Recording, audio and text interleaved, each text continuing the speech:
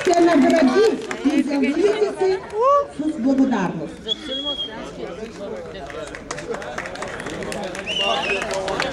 Браво!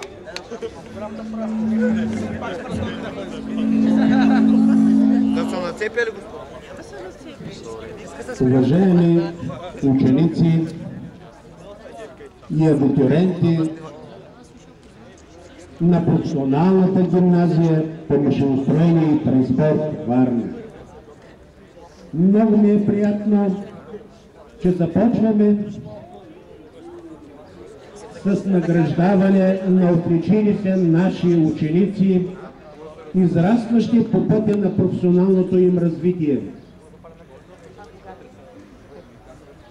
Както и от другите им успехи в състезания сред другите ученици и други училища.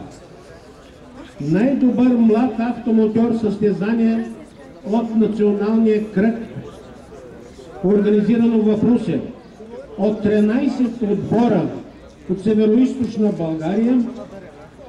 Най-добре представили се ученици са Радослав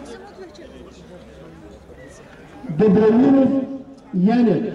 Класирал се на трето място най-добър млад автомотор.